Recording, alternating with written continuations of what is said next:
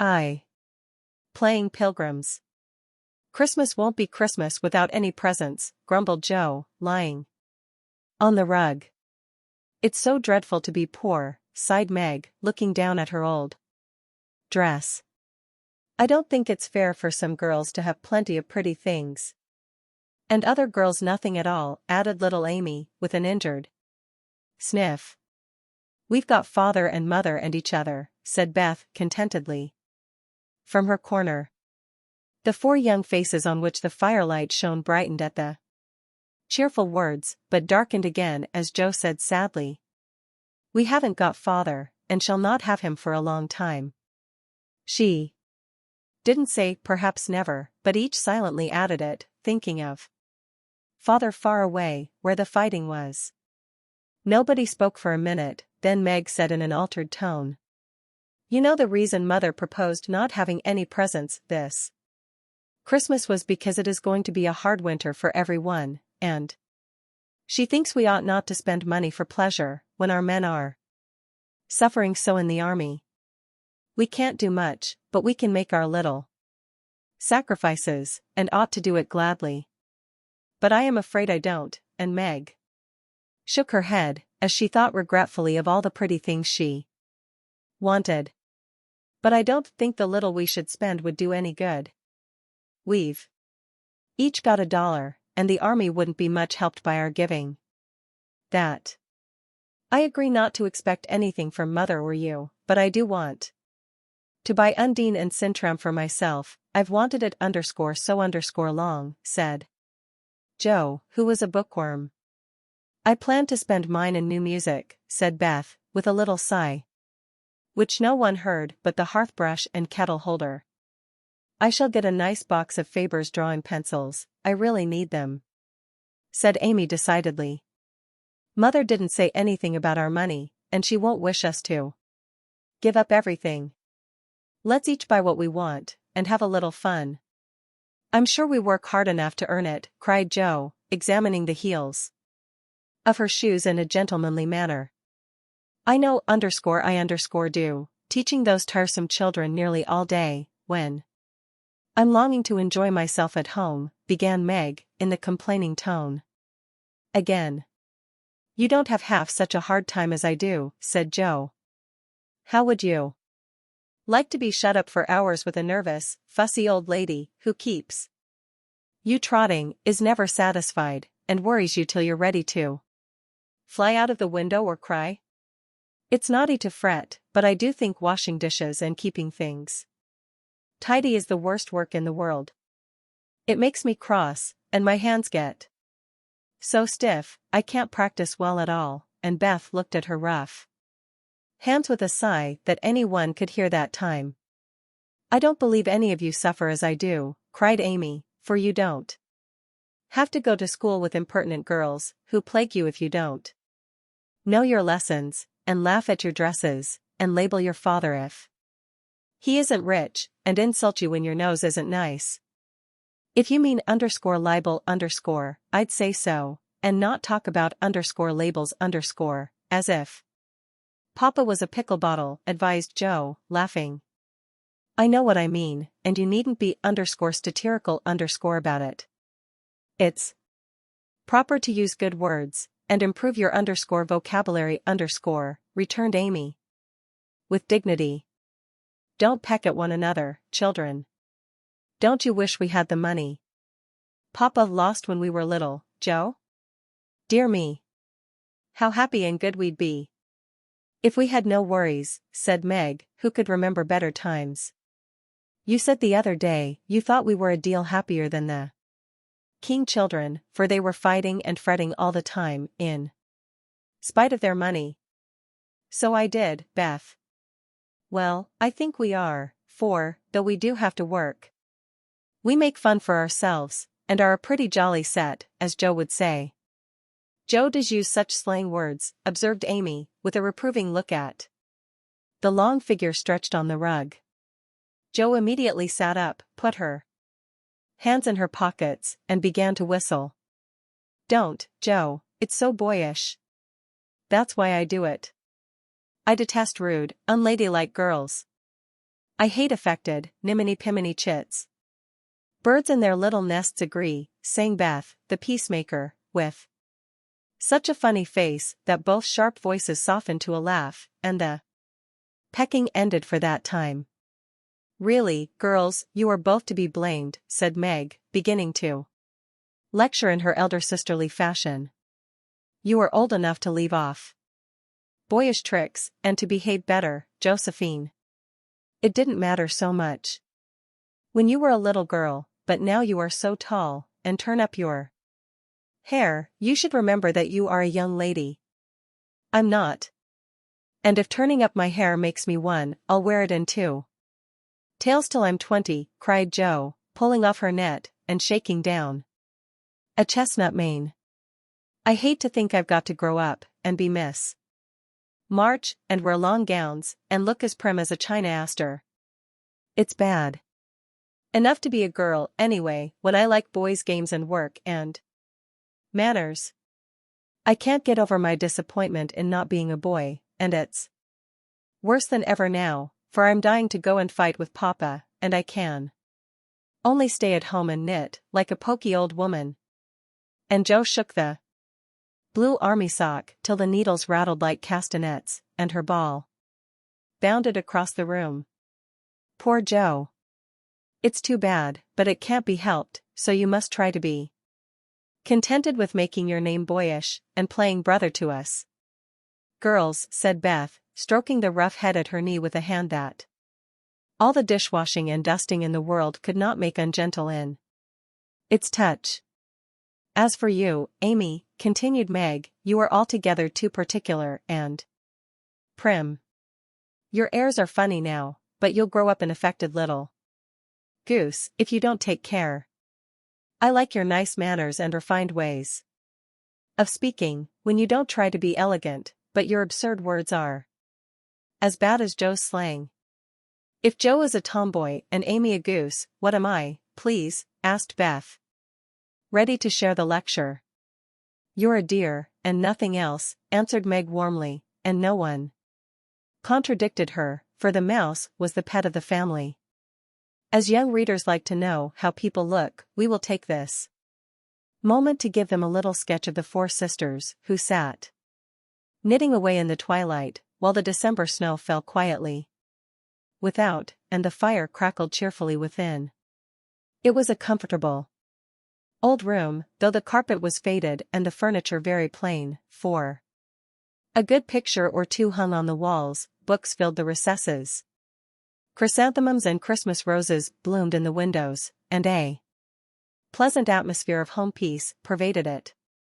Margaret, the eldest of the four, was 16, and very pretty, being plump and fair, with large eyes, plenty of soft, brown hair, a sweet mouth, and white hands, of which she was rather vain. 15-year-old Jo was very tall, thin, and brown, and reminded one of a colt, for she never seemed to know what to do with her long limbs, which were very much in her way. She had a decided mouth, a comical nose, and sharp gray eyes, which appeared to see everything, and were by turns fierce, funny, or thoughtful. Her long, thick hair was her one beauty, but it was usually bundled into a net, to be out of her way. Round shoulders had Jo, big hands and feet, a flyaway look to her clothes, and the uncomfortable appearance of a girl who was rapidly shooting up into a woman, and didn't like it. Elizabeth, or Beth, as every one called her, was a rosy, smooth-haired, bright-eyed girl of 13, with a shy manner, a timid voice, and a peaceful expression, which was seldom disturbed. Her father called her Little Tranquility, and the name suited her excellently, for she seemed to live in a happy world of her own, only venturing out to meet the few whom she trusted and loved. Amy, though the youngest, was a most important person, in her own opinion at least. A regular snow maiden, with blue eyes, and yellow hair, curling on her shoulders, pale and slender, and always carrying herself like a young lady mindful of her manners. What the characters of the four Sisters where we will leave to be found out. The clock struck 6, and, having swept up the hearth, Beth put a pair of slippers down to warm. Somehow the sight of the old shoes had a good effect upon the girls, for Mother was coming, and every one brightened to welcome her. Meg stopped lecturing, and lighted the lamp. Amy got out of the easy chair without being asked, and Jo forgot how tired she was as she sat up to hold the slippers nearer to the blaze. Illustration: Beth put a pair of slippers down to warm. They are quite worn out. Marmee must have a new pair. I thought I'd get her some with my dollar, said Beth. No, I shall, cried Amy. I'm the oldest, began Meg, but Jo cut in with a decided. I'm the man of the family now Papa is away, and I shall provide the slippers, for he told me to take special care of Mother while he was gone.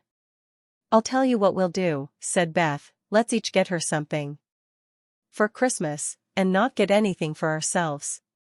That's like you, dear. What will we get? Exclaimed Jo. Everyone thought soberly for a minute, then Meg announced, as if the idea was suggested by the sight of her own pretty hands, I shall give her a nice pair of gloves. Army shoes, best to be had, cried Jo. Some handkerchiefs, all hemmed, said Beth. I'll get a little bottle of cologne, she likes it, and it won't cost much, so I'll have some left to buy my pencils, added Amy. How will we give the things? Asked Meg. Put them on the table, and bring her in and see her open the bundles. Don't you remember how we used to do on our birthdays? Answered Jo. Illustration: I used to be so frightened when it was my turn to sit in the big chair. I used to be so frightened when it was my turn to sit in the big chair with the crown on, and see you all come marching round to give the presents, with a kiss. I liked the things and the kisses, but it was dreadful to have you sit looking at me while I opened the bundles, said Beth, who was toasting her face and the bread for tea, at the same time. Let Marmee think we are getting things for ourselves, and then surprise her. We must go shopping tomorrow afternoon, Meg, there is so much to do about the play for Christmas night, said Jo, marching up and down, with her hands behind her back and her nose in the air. I don't mean to act any more after this time, I'm getting too old for such things, observed Meg, who was as much a child as ever about dressing up frolics. You won't stop, I know, as long as you can trail round in a white gown with your hair down, and wear gold paper jewelry. You are the best actress we've got, and there'll be an end of everything if you quit the boards, said Jo. We ought to rehearse tonight. Come here, Amy, and do the fainting scene, for you are as stiff as a poker in that. I can't help it, I never saw anyone faint, and I don't choose to make myself all black and blue, tumbling flat as you do. If I can go down easily, I'll drop, if I can't, I shall fall into a chair and be graceful. I don't care if Hugo does come at me with a pistol, returned Amy, who was not gifted with dramatic power, but was chosen because she was small enough to be borne out shrieking by the villain of the piece. Illustration: do it this way, clasp your hands so. Do it this way, clasp your hands so, and stagger across the room, crying frantically, Roderigo. Save me! Save me! And away went Jo, with a melodramatic scream which was truly thrilling. Amy followed, but she poked her hands out stiffly before her, and jerked herself along as if she went by machinery, and her ow was more suggestive of pins being run into her than of fear and anguish. Jo gave a despairing groan, and Meg laughed outright, while Beth let her bread burn as she watched the fun with interest. It's no use. Do the best you can when the time comes, and if the audience laugh, don't blame me. Come on, Meg. Then things went smoothly, for Don Pedro defied the world in a speech of 2 pages without a single break. Hagar, the witch, chanted an awful incantation over her kettleful of simmering toads, with weird effect. Roderigo rent his chains asunder manfully, and Hugo died in agonies of remorse and arsenic, with a wild ha. Ha. It's the best we've had yet, said Meg, as the dead villain sat up and rubbed his elbows. I don't see how you can write and act such splendid things, Joe. You're a regular Shakespeare, exclaimed Beth, who firmly believed that her sisters were gifted with wonderful genius in all things. Not quite, replied Joe modestly. I do think The Witch's Curse, an operatic tragedy, is rather a nice thing, but I'd like to try Macbeth. If we only had a trapdoor for Banquo. I always wanted to do the killing part. Is that a dagger that I see before me? Muttered Joe, rolling her eyes and clutching at the air, as she had seen a famous tragedian do. No, it's the toasting fork, with Mother's shoe on it instead of the bread. Beth stage struck, cried Meg, and the rehearsal ended in a general burst of laughter. Glad to find you so merry, my girls, said a cheery voice at the door. And actors and audience turned to welcome a tall, motherly lady, with a "Can I help you?" look about her which was truly delightful. She was not elegantly dressed, but a noble-looking woman, and the girls thought the grey cloak and unfashionable bonnet covered the most splendid mother in the world. Well, dearies, how have you got on today? There was so much to do. Getting the boxes ready to go tomorrow, that I didn't come home to dinner. Has anyone called, Beth? How is your cold, Meg? Joe, you look tired to death. Come and kiss me, baby. While making these maternal inquiries, Mrs. March got her wet things off her warm slippers on, and sitting down in the easy chair, drew Amy to her lap, preparing to enjoy the happiest hour of her busy day. The girls flew about, trying to make things comfortable, each in her own way. Meg arranged the tea table, Joe brought wood and set chairs, dropping, overturning, and clattering everything she touched. Beth trotted to and fro between parlor and kitchen, quiet and busy, while Amy gave directions to every one, as she sat with her hands folded. As they gathered about the table, Mrs. March said, with a particularly happy face, I've got a treat for you after supper. A quick, bright smile went round like a streak of sunshine. Beth clapped her hands, regardless of the biscuit she held, and Joe tossed up her napkin, crying, a letter. A letter. 3 cheers for father. Yes, a nice long letter. He is well, and thinks he shall get through the cold season better than we feared. He sends all sorts of loving wishes for Christmas, and an especial message to you girls, said Mrs. March, patting her pocket as if she had got a treasure there. Hurry and get done. Don't stop to quirk your little finger, and simper over your plate, Amy, cried Joe, choking in her tea, and dropping her bread, butter side down, on the carpet, in her haste to get at the treat. Beth ate no more, but crept away, to sit in her shadowy corner and brood over the delight to come, till the others were ready. I think it was so splendid in father to go as a chaplain when he was too old to be drafted, and not strong enough for a soldier, said Meg warmly. Don't I wish I could go as a drummer, _Vivian_ what's its name? Or a nurse, so I could be near him and help him, exclaimed Joe, with a groan. It must be very disagreeable to sleep in a tent, and eat all sorts of bad-tasting things, and drink out of a tin mug, sighed Amy. When will he come home, Marmee? Asked Beth, with a little quiver in her voice. Not for many months, dear, unless he is sick. He will stay and do his work faithfully as long as he can, and we won't ask for him back a minute sooner than he can be spared. Now come and hear the letter. They all drew to the fire, Mother in the big chair with Beth at her feet, Meg and Amy perched on either arm of the chair, and Joe leaning on The back, where no one would see any sign of emotion if the letter should happen to be touching. Very few letters were written in those hard times that were not touching, especially those which father sent home. In this one little was said of the hardships endured, the dangers faced, or the homesickness conquered. It was a cheerful, hopeful letter, full of lively descriptions of camp life, marches, and military news, and only at the end did the writer's heart overflow with fatherly love and longing for the little girls at home. Illustration: it was a cheerful, hopeful letter. Give them all my dear love and a kiss. Tell them I think of them by day, pray for them by night, and find my best comfort in their affection at all times.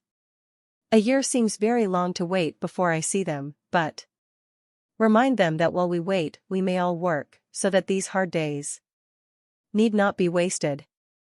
I know they will remember all I said to them, that they will be loving children to you, will do their duty faithfully, fight their bosom enemies bravely, and conquer themselves so beautifully, that when I come back to them I may be fonder and prouder than ever of my little women. Everybody sniffed when they came to that part. Jo wasn't ashamed of the great tear that dropped off the end of her nose, and Amy never minded the rumpling of her curls as she hid her face on her mother's shoulder and sobbed out, I am a selfish girl.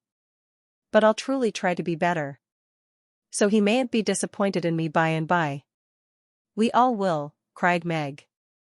I think too much of my looks, and hate to work, but won't any more, if I can help it. I'll try and be what he loves to call me, a little woman, and not be rough and wild, but do my duty here instead of wanting to be somewhere else, said Jo, thinking that keeping her temper at home was a much harder task than facing a rebel or two down south. Beth said nothing, but wiped away her tears with the blue army sock, and began to knit with all her might, losing no time in doing the duty that lay nearest her, while she resolved in her quiet little soul to be all that father hoped to find her when the year brought round the happy coming home. Illustration: how you used to play Pilgrim's Progress. Mrs. March broke the silence that followed Jo's words by saying in her cheery voice, do you remember how you used to play Pilgrim's Progress when you were little things? Nothing delighted you more than to have me tie my piece bags on your backs for burdens, give you hats and sticks and rolls of paper, and let you travel through the house from the cellar, which was the city of destruction, up, to the housetop, where you had all the lovely things you could collect to make a celestial city. What fun it was, especially going by the lions, fighting Apollyon, and passing through the valley where the hobgoblins were, said Jo. I liked the place where the bundles fell off and tumbled downstairs, said Meg. My favorite part was when we came out on the flat roof where our flowers and arbors and pretty things were, and all stood and sung for joy up there in the sunshine, said Beth, smiling, as if that pleasant moment had come back to her. I don't remember much about it, except that I was afraid of the cellar and the dark entry, and always liked the cake and milk we had up at the top. If I wasn't too old for such things, I'd rather like to play it over again, said Amy, who began to talk of renouncing childish things at the mature age of 12. We never are too old for this, my dear, because it is a play we are playing all the time in one way or another. Our burdens are here, our road is before us, and the longing for goodness and happiness is the guide that leads us through many troubles and mistakes to the peace which is a true celestial city. Now, my little pilgrims, suppose you begin again, not in play, but in earnest, and see how far on you can get before father comes home. Really, mother? Where are our bundles? Asked Amy, who was a very literal young lady. Each of you told what your burden was just now, except Beth. I rather think she hasn't got any, said her mother. Yes, I have, mine is dishes and dusters, and envying girls with nice pianos, and being afraid of people. Beth's bundle was such a funny one that everybody wanted to laugh, but nobody did, for it would have hurt her feelings very much. "Let us do it," said Meg thoughtfully. "It is only another name for trying to be good, and the story may help us, for though we do want to be good, it's hard work, and we forget, and don't do our best. We were in the Slough of Despond tonight, and Mother came and pulled us out as help did in the book. We ought to have our roll of directions. Like Christian." "What shall we do about that?" asked Joe, delighted with the fancy which lent a little romance to the very dull task of doing her duty. "Look under your pillows, Christmas morning, and you will find your guidebook," replied Mrs. March. They talked over the new plan while old Hannah cleared the table, then out came the 4 little work baskets, and the needles flew as the girls made sheets for Aunt March. It was uninteresting sewing, but tonight no one grumbled. They adopted Joe's plan of dividing the long seams into 4 parts, and calling the quarters Europe, Asia, Africa, and America. And in that way got on capitally, especially when they talked about the different countries as they stitched their way through them. Illustration: no one but Beth could get much music out of the old piano. At 9 they stopped work, and sung, as usual, before they went to bed. No one but Beth could get much music out of the old piano, but she had a way of softly touching the yellow keys, and making a pleasant accompaniment to the simple songs they sung. Meg had a voice like a flute, and she and her mother led the little choir. Amy chirped like a cricket, and Joe wandered through the airs at her own sweet will, always coming out at the wrong place with a croak or a quaver that spoilt the most pensive tune. They had always done this from the time they could lisp. Crinkle, crinkle, it'll tar. And it had become a household custom, for the mother was a born singer. The first sound in the morning was her voice, as she went about the house singing like a lark, and the last sound at night was the same cheery sound, for the girls never grew too old for that familiar lullaby. Illustration: at 9 they stopped work and sung as usual. Illustration: A Merry Christmas.